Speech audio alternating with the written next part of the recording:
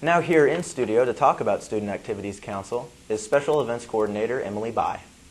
All right, Emily, thank you very much for joining us. Oh, no problem. Now you're here to talk about SAC, and what position do you hold on SAC? I am currently the Special Events Coordinator, which means I'm in charge of mostly homecoming, but also study breaks and any holidays that fall during the year. Okay, so you're probably ready for fall break for homecoming? Oh, yeah, definitely. Okay. And how long have you been on SAC? How long have you been involved? Well, I'm only a sophomore, so I've started when I came to school, so I've been here for about a year and some time. Okay. What first attracted you to being on SAC? Why did you want to get involved? Well, mostly because they had a free pizza party, and so that's kind of how I started going. But after that, I like being involved. I like planning things, and so it seemed like a good way to do that. So. Okay. And in your year on staff there, what have you found to like about it? What's kept you there? Well, the thing I love the most is the people. I absolutely adore all the people on staff there, just all the other coordinators and the president and all of it. So that's definitely one of the big things. But also I love getting involved in doing things. I love planning things. Even with how stressful homecoming can get, it was still a lot of fun to do it. So. Okay. And with homecoming, I noticed at the BU Olympics we had a new game, I believe, the Orange Pass. Orange Pass. Was that your idea? No, actually, even though I'm in charge of all of homecoming, overseeing it, different coordinators take on different responsibilities for each night, and I'm just in charge of making sure everything gets executed properly. Okay. So actually, Jessica Miner, who's a junior and on SAC, came up with that new game after doing a little research on different games for the year and decided it would be a fun one to try out. Okay. And how were you satisfied with how homecoming went? Yeah, it went really well. We had really good participation, and obviously since it's the 150th year, we got to do a few extras, and it just was a lot of fun, and I think the students had a lot of fun and got really involved, which we were really excited about as SAC. Okay. You said you got to do a few extras. Was there a little bit of extra funding this year for SAC? Yeah, the 150th committee decided to give us around $5,000 extra for the year to do just some extra things with the dance and with the competition through the week. So. Okay. And now we talked about what you enjoy about it. What have you found to be difficult about being on SAC? What's the biggest challenge for you guys? Well, obviously the biggest challenge is getting students to get interested and to get involved and to come to the events. Obviously there's some events that are more popular than others. Like you have homecoming that everyone knows about, and there's competitions, and there's a lot of spirit to go and do those activities. But every once in a while there'll be other activities like speakers or just like open house nights, game nights, things like that you have to work really hard to get students to come to. And so that's the hardest part of being on SAC, is to get people interested and to get them there. Okay. And so it's, do you guys have trouble coming up with ideas, or are there kind of set ideas that you've used just from year to year, like homecoming, for instance? Yes, obviously we have, the traditional ones like homecoming and Spring Fest in the spring, where we, have different events like that. But every year we try and do something a little bit different. There's obviously some that people really like that we try and do every year, like free movie nights where we give out the tickets for free to go to the movies. Obviously people really enjoy that, so we try and do those ones. But we do try and make changes, because obviously if you do the same thing every year, the less participation you're going to have, because people don't want to see the same thing every year and don't want to do the same thing every year. Okay. And how do you guys try to encourage that participation to get more people to come to the events? Well, we try and make the events as much fun as we can, obviously. We try and do things that we think the students will enjoy. We try and have prizes as often as possible, because obviously the better the prizes, the more people that are going to come.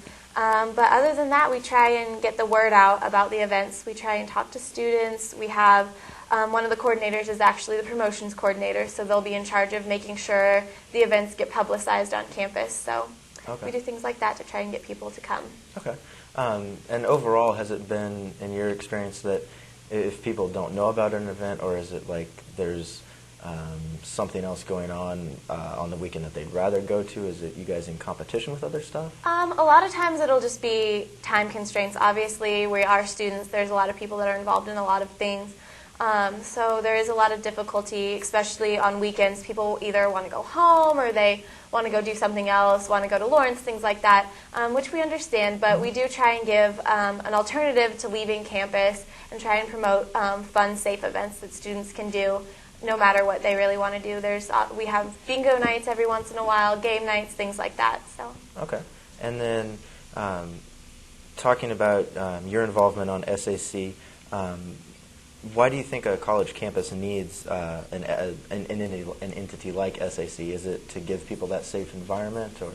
I think it's really important, especially with such a small campus. It's really easy to get comfortable with only the people you know. And so we try, and not only in our events, allow something fun, but it is a way for you to get involved with other people on campus. There's different people at each event, so you get to know more people, you get to see more people, get to do different things. And so it helps to get students involved, and it gives them something to do. Obviously, every once in a while people get bored. Sometimes you don't have anything to do, and so that's what we're here to provide. Okay, great. And when and where does SAC meet if students want to come out and get more involved? SAC meets every Tuesday evening at 7 p.m. in the Union, just in the main lobby of the Union. Okay. And do they have free pizza parties all the time, or is that an occasional thing? That's just an occasional thing, Okay. not all the time. All right, well, next time you have one, let me know. Okay, will do. And thank you very much for stopping by. No problem. Thanks for having me. Sure. We're now going to talk to City Council Member Tony Brown about the construction in downtown Baldwin. All right, thank you for joining us, Dr. Brown. Thanks. It's a pleasure. Well, I wanted to talk to you about some of the construction that's been going on around town, and as a city councilman, you might be a good person to let us know what all is going on. First thing I want to talk to you about was the fountain that was given as a gift to celebrate Baker University's sesquicentennial. I wanted you to talk a little bit about that.